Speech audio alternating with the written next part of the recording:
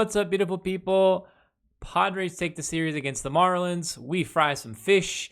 We were a little hungry. We got some pescado. We beat them 2 games out of 3. A little bit of Jekyll and Hyde. We looked good. We looked bad at certain times. Some really good stuff from our starting pitchers, Waldron and Michael King. Obviously, Darvish did struggle, a bit of a setback with him, especially with the injury that came out later in the game. That he was injured, has some hamstring tightness. But I am gonna do 2 videos. I'm gonna do a 2-for-1. This video is gonna be a little bit shorter, just recapping the series, and then the other video that'll be out will be explaining the Padres as a whole, what I think about them in the month of May, and just how they've done. But going back to it, we'll talk about the starting pitchers. We'll look at this series, and then we'll look about on our road trip to the Kansas City Royals, hopefully to pick up another series win. Let's do this. I know I've said it for 20 plus years, but I got a feeling this is the year. God, Tatis is such a sexy guy. Keep the faith, baby. 1 year soon, the baseball gods will smile on the San Diego Padres, and we will have a parade. Stay vibrant, Friar Faithful. And now your handsome host, Beto Diaz on Friar Field Talk. So jumping right back into it, Padres do take this series. Obviously, Game 3 is a little bit of a bust, give a little bit of a bad taste in our mouth. Obviously, today being the off day, no Padres today. But we do take 2 out of 3. Waldron, I wanted to go over a little bit in Game 2. Looked phenomenal. Michael King also had another really good game in Game 1 against the Fish. Game 2 was a pretty easy win. Was not really concerned about it majority of the time. Game 1 was a little closer. And obviously, Game 3, we get fucking rocked. Kind of crappy to see Darvish struggle again. He had looked really good on that stretch there. We had 25 scoreless innings, and then he got against the Yankees, and he just shit the bed with his pitching and his movement. His control has been really off. But hopefully, it turns out that there was a hamstring issue. He had some hamstring tightness, so maybe that was something to do with his performance during the game. But wanted to look at also Jeremiah Estrada, literally breaking records for our boys. But let's go ahead and look into the first game first. Padres win this game 2-1. Motorhome gets the dub here. Michael King does pitch a really good game, though. He goes 5 innings. He allows 3 hits, 1 earned run, 1 walk, 7 Ks. Another really good outing for Michael King. I want to show him here really quickly first. Show some work that he was doing when he was frying some fish. Looked good. Obviously, he only went the 5 innings. You know, with our starting pitchers, that seems like it's been a theme in the past. Being able to keep the team alive for 5 innings is competitive baseball. Let's go ahead and show stuff here. Some running nasty shit right there on the right side of the plate. 2-seamer from absolute hell, or changeup. Could be either or. I think this might have been a changeup. That one's definitely heater up in the zone of Josh Bell, former Padre that seems to always burn us every time there's any former Padre we play, and they do well. There's another nasty fucking changeup there in the bottom of the zone. Good location from King. Did have a couple of bats where they kind of just fought and fouled off some pitches. Look at your scene right there in the 3rd inning. He was already up to 43 pitches. Right there, finishing the inning with a good strikeout on De La Cruz, but already at 56 pitches there in the 3rd. So it was kind of a hit and miss thing. He did allow a guy to get on 3rd, but was able to get out of it. Some really timely, some really nasty break on that pitch right there. So I honestly think Michael King did pretty well. And he finishes it off right there by striking out Chisholm. He goes 89 pitches, and that's all he pitches. He seems like he's shaking it off, a little disappointed himself. I thought he pitched well. I thought, 5 innings, it's going to give you competitive ball. And obviously he pitched well enough to win for us to win this game. Kind of an anticlimactic game, honestly. It would almost seem like who was going to make a mistake first to lose or win the game. Obviously, the Padres do take advantage of a bases loaded walk that I'll show here in a second. But I do want to show probably the biggest and only form of offense from our team on this first game was Donovan Solano, who's actually been a pretty good pickup so far for our boys. Takes the ball in middle zone with absolutely no break on it, hangs it, sends it to left, barely squeaks over, probably goes into the 5th row. Solano gets his home run here, puts us on the board first to give us a 1-0 lead. And you're like, damn, finally, we're hitting a left-handed pitcher. Maybe this is the time that we hit a lefty. But unfortunately, that did not work. This was the only run that we got off the starting pitcher here. But we did, again, like I said, take advantage of some timely at-bats. Chisholm does homer against King. King still leads the majors in home runs allowed. definitely his worst category and his thing he needs to improve on the most. He keeps giving up the long ball too much. It seems like it's a thing of his control. Either his control's on or it's not. And when he does make a mistake, a lot of the batters have making him pay for him. Obviously, Chisholm has been having a really good year so far this year, so it's not impossible to see him, take advantage of bad pitching. But we do score in the 7th. Marlins have some problems with their control themselves. They load the bases with 2 outs. Cronenworth comes up, and he takes ball 4 outside to give us the game-winning run. Pretty lame, but honestly, when we're talking about wins and losses, I don't really give a fuck how we win. All I'm going to care about is in the end of the season is that we won, and this is a game that we won that we probably could have lost. We went 0 for 10 with runners in scoring position in this game, and we still managed to get a win. Speaks to the pitching. Morejon goes 2 innings, allows no hits, strikes out 1 and 1 walk. Morejon has looked excellent so far this year. He's done really well for our boys in a spot where we really needed someone for the longevity of the bullpen, especially with the left-handed pitcher. Matsui comes in as well, also pitches a really good inning, only allows one walk, and then El Fuego comes in and knocks down the save. And of course, when El Fuego comes in the game, 9th inning, I'm like, this game's fucking over the moment we got to the 9th with the 1-run lead even. So really confidence boost from them to get at the game 1 here. Padres win this game 2-1, and we go to game 2, and we have a little bit more of a success. We score 4 runs this game. Obviously, right off the get-go, Luzardo, who has been a good pitcher in the past and has been starting to pick up his stuff a little bit, gets the unlucky loss here, ends up pitching a pretty good game, but does allow a big mistake to Profar. Profar makes him pay for it. I will show that first. Profar had kind of sizzled down a little bit during the Yankee series. I think he got 1 hit in that whole series altogether, so kind of crappy to see. But he does come back with it here. Profar takes a ball in the zone with no break whatsoever, sends it to deep left center, gets over. Chisholm acts like, I'm not going to say deep, but Chisholm acts like he's caught it. I don't know if he's caught it or not. Or Silla didn't even know if he caught it. And he's like looking around. He's like, all right, I guess it's gone. So Padres score 2 runs early here. Really good piece of hitting. I mean, a really shitty pitch from Luzardo with no break on it whatsoever. Looking at back on that replay, Chisholm wasn't even fucking close to that fucking ball, but he tried to act like he had it. He had me wondering, like, what the fuck's happening? What's going on? Did he hit it out? Obviously he did. But the star of this game, obviously Profar and Waldron. Waldron pitches a really, really good game. Go ahead and look at my stats here on Waldron. On his past 4 starts, he has a 1.96 ERA, has only allowed 5 runs off 23 innings pitched. That's some really, really good shit. In his last 3 starts, he's had 25 strikeouts. So obviously that knuckleball has been working for him. I do want to show some highlights of Waldron and show the nasty shit he had going on. He strikes out 8 in this game against the Marlins. Oops, sorry. I know Don always tries to scare us. He strikes out 8 in this game. Obviously the Marlins couldn't hit fucking water if they fell out of a fucking boat.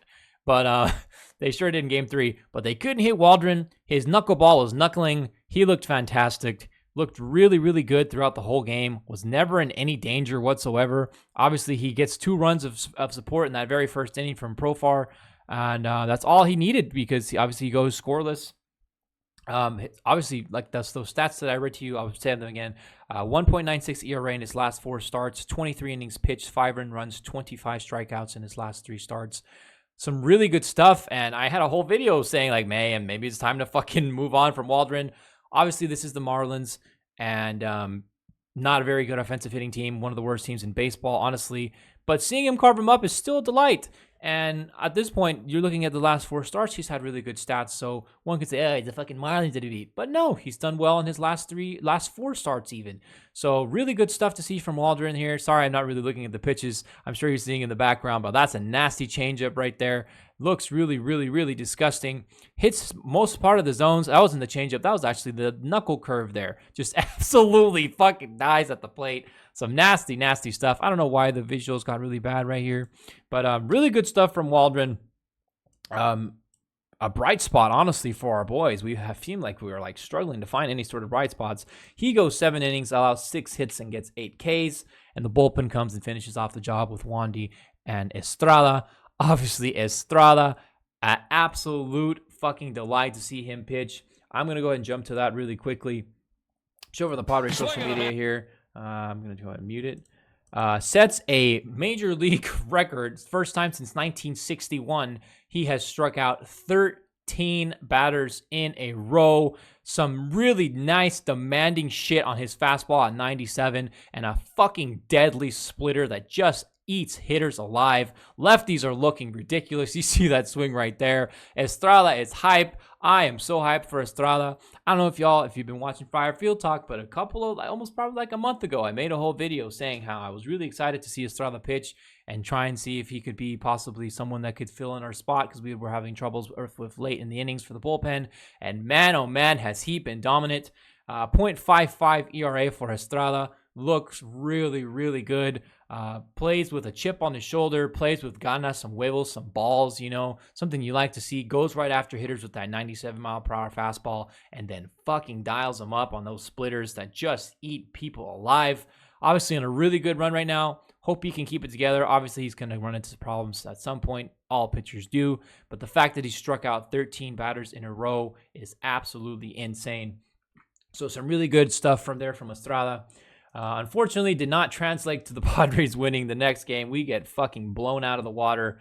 Darvish really, really struggles. Padres lose this game 9-1. Darvish goes 3 innings, allows 6 hits, 3 runs, 2 earned, 2 strikeouts, and 1 walk.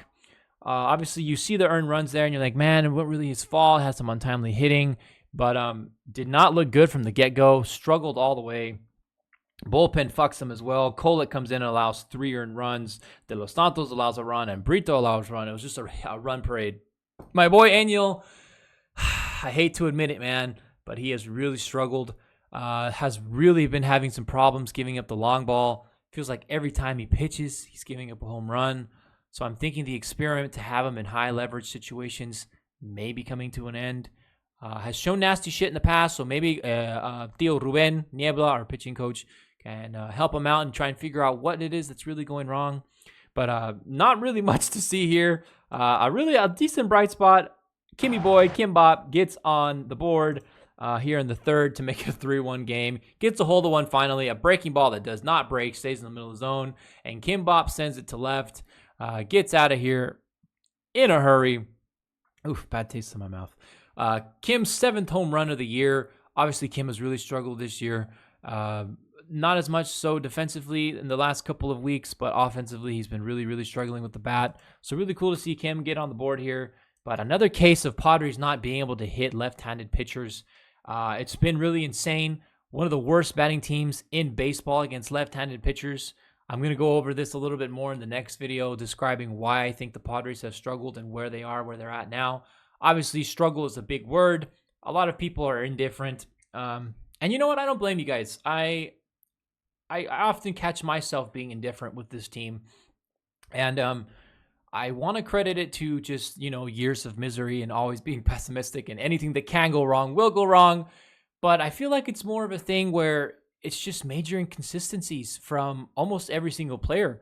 Obviously, you do have the bright spots in Profar and El Fuego Suarez.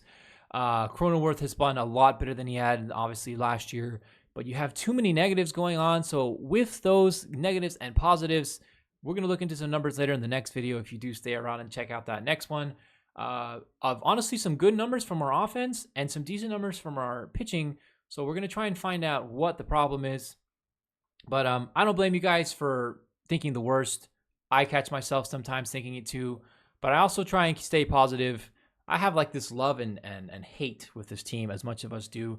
I grew up in a diehard Padre family. My mom has always been very optimistic and very positive. We would watch every single game. And my dad, a really, really big Padre fan, but not the most optimistic.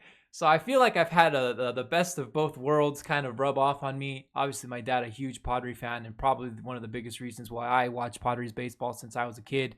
But I've always had that give and tug, right? Like, I come on these videos and I try and be positive and optimistic. We took a series and it didn't feel great just by how bad Darvish pitched in the end and how bad we responded to a really shitty pitcher in Braxton Garrett. So I see both ways. I see the good, I see the bad, and I see the ugly. I think it's really easy for us to overreact with the hundreds of millions of dollars of contracts that we do have on our roster with Machado, with Sander, with Tatis, and we're not seeing them play $300 million baseball.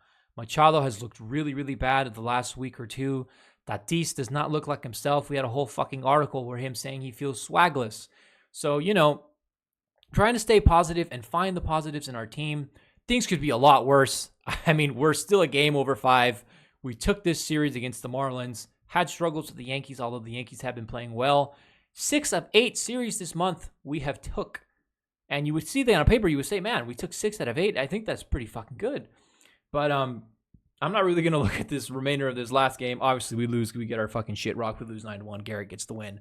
Darvish gets the loss. But Schilt, I want to talk about a little bit as well. Kind of mixed feeling about Schilt. I think majority of his decisions this year have been okay. I think he's definitely lost us a few games, but I think he's also won us a few games. He had some comments at the end of the game saying he was getting tired of people criticizing him about the roller coaster of emotions that this team brings, and the roller coaster play that we've seen kind of got under my skin a little bit. Just him kind of like whining and complaining about reporters just doing their job and asking the hard-hitting questions. I like Schilt. I think he's a good change to what we had in Sleepy Bob last year. However, going after reporters for asking the tough questions is pretty fucking dumb to me. I want to see a bit more accountability and, just realize that our guys that are our big pieces are kind of struggling. But wrapping that thought up, starting pitchers looked like a Jekyll and Hyde, two-faced, Harvey Dent, whatever you want to call it. But that's really going to do it for this video. Just wanted to kind of recap the Marlins series. Obviously, this went a little longer than I thought it would. Next video is going to be a lot more extensive, talking about the month of May and the Padres in general. But wanted to get some thoughts off my chest. And hopefully we can take this series. And coming up against the Royals, obviously we hit the road against Kansas City. Kansas City has played exceptional, phenomenal baseball. So this is going to be a very hard series for us to take.